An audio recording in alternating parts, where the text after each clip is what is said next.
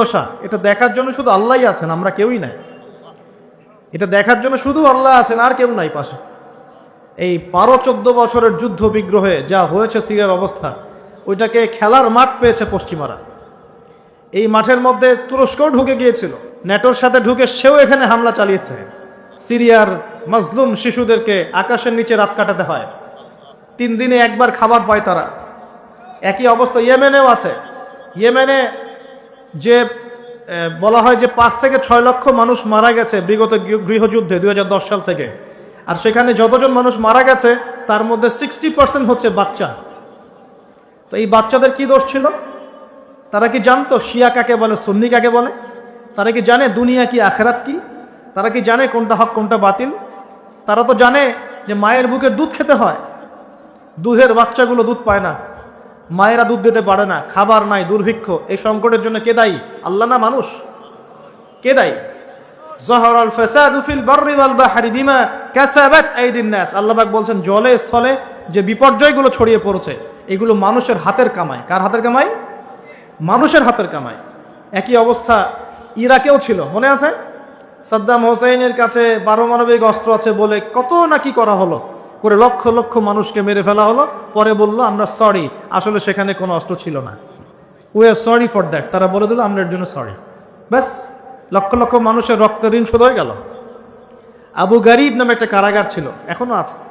ওই কারাগারের মধ্যে মুসলিমদেরকে ঢুকিয়ে যে নির্মম নির্যাতন করা হতো আপনারা জানেন না। পাকিস্তানের একজন ডক্টর মহিলা, ওই যে উনি নিউরো মেডিসিন ডক্টর আফিয়া, ওনাকে মনে হয় 10 থেকে 12 বছর ধরে ওখানে নির্যাতন করা হয়েছে। না, আপনার বোনকে যদি একবার কেউ খারাপ নজরে তাকায় আপনার কেমন মনে হয়?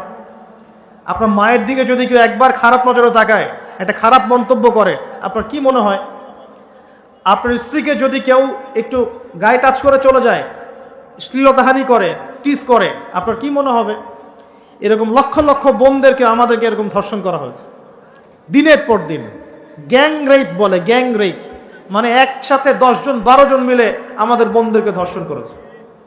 মুসলিমরা তো বললাম না, মুসলিমরা পড়ে আছে ওঠেন বসেন নিয়ে, মজা ট্রল এগুলো নিয়ে। সারা বিশ্বে যা হচ্ছে মুসলিমদের সাথে, যদি আমরা সত্যি জানতাম শান্তিতে ঘুমাতেই পারতাম না, আমাদের ঘুম উড়ে যেত চোখ থেকে। বেশি বললেও সমস্যা, বেশি করলেও সমস্যা, কাকেই বলবো, কে বা বুঝবে? দেখা যায় এমন অনেক সময় হয়েছে, অনেক ভালো ভালো নেতা সমাজে এসেছে, আসার পরে জনগণকে বুঝিয়েছে, জনগণ বলেছে ঠিক আমরা তোমার সাথে আছি। যেই সেই নেতার উপর কোনো বিপদ এসেছে, জনগণ নাই।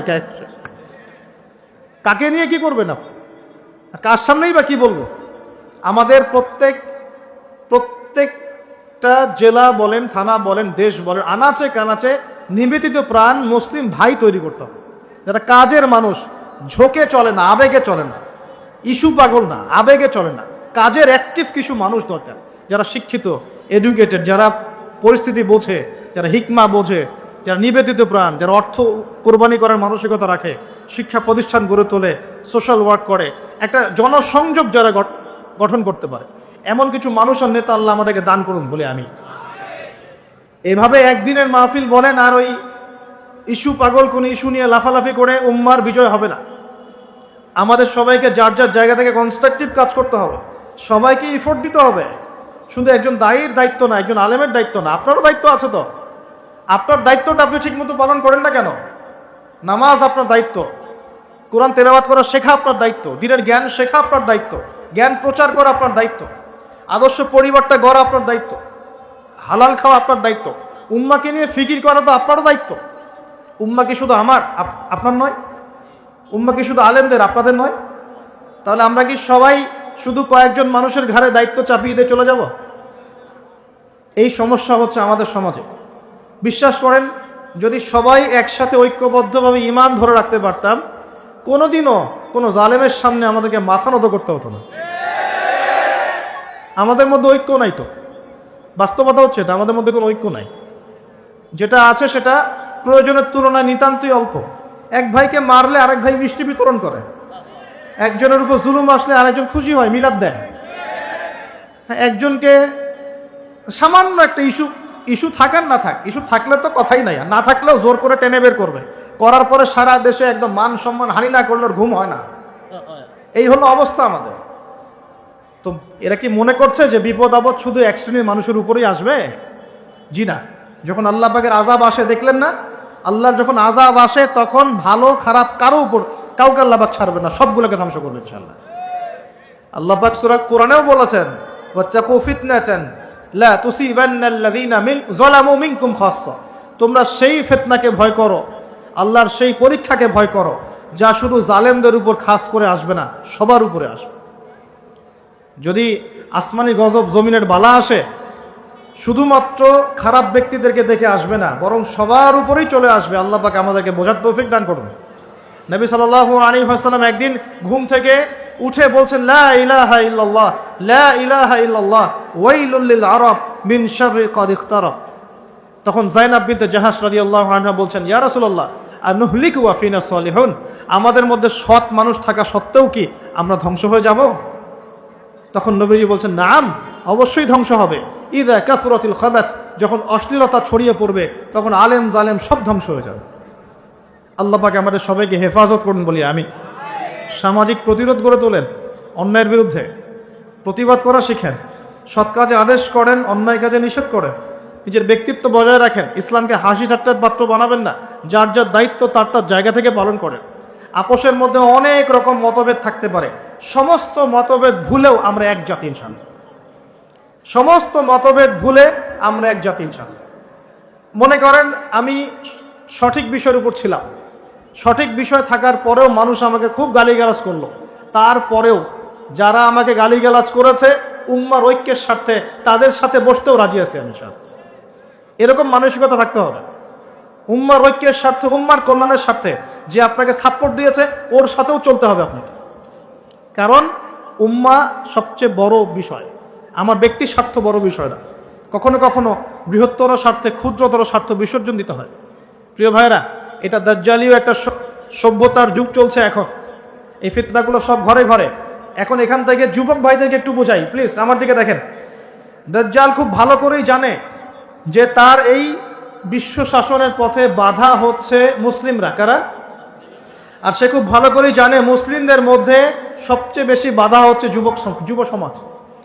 যদি যুব সমাজ আল্লাহর ঈমান এবং রাসূল সাল্লাল্লাহু আলাইহি ওয়াসাল্লামের আমল, এই দুটোকে নিয়ে যদি তারা পথ চলতে পারে, তাহলে তাদেরকে প্রতিহত করা এত সহজ নয়। এটা কিন্তু দাজ্জাল খুব ভালো করে জানে, ঠিক এই, এবং তার অনুসারীরাও খুব ভালো করে জানে। এই কারণেই যুবকদেরকে আল্লাহর রাস্তা থেকে সরিয়ে ফেলার জন্যে দাজ্জাল এবং তার অনুসারীরা কিছু ফাঁদ দিয়েছে আপনাকে, ট্র্যাপ। যুবক ভাই একটু ভালো করে শোনেন। প্রথম ট্র্যাপটা আপনাকে দিয়েছে, আপনাকে দুনিয়াতে আসার যে জীবনের লক্ষ্য উদ্দেশ্য, আল্লাহর ইবাদত করা, আল্লাহর দ্বীন প্রতিষ্ঠা করা, জান্নাতে যাওয়া, এখান থেকে সরিয়ে দিয়ে দুনিয়ার প্রতি মহব্বত দিয়ে দিয়েছে আপনার ভিতর, দুনিয়া আসক্তি আপনার মধ্যে দিয়ে দিয়েছে। সারাদিন চিন্তা, একটা চাকরি, একটা ব্যবসা, একটা বাড়ি, একটা গাড়ি, একটা স্ট্যাটাস, অলওয়েজ এই ফিকিরটা, এটাকে আমরা ইংরেজিতে বলি মেটেরিয়ালিজম বা বস্তুবাদিতা। এই বস্তুবাদিতা আপনার মধ্যে ঢুকিয়ে দেওয়া হয়েছে। খুব সতর্ক থাকবেন, 1 নম্বর। 2, আপনার সামনে নারীকে সহজলভ্য করে দেওয়া হয়েছে। মেয়ে নারী, এই নারী জাতিকে আপনার সামনে সহজলভ্য করে দেওয়া হয়েছে। অনলাইন অফলাইন যেখানেই যাবেন, নগ্ন নারীকে আপনি সামনেই পাবেন। মাত্র 1000, 1500, 2000 টাকা দিয়ে মানুষ জেনা করতে পারে, এখন রাত কাটাতে পারে, কেউ বাধা দেওয়ার নাই। কিন্তু যদি হালালভাবে বিয়ে করতে চান, পদে পদে বাধা পাবেন, আপনি পাবেন না? হালালভাবে বিয়ে করতে চাইলে পদে পদে বাধা পাচ্ছেন, কিন্তু জেনা করতে গেলে আপনাকে কেউ বাধা দিচ্ছে না।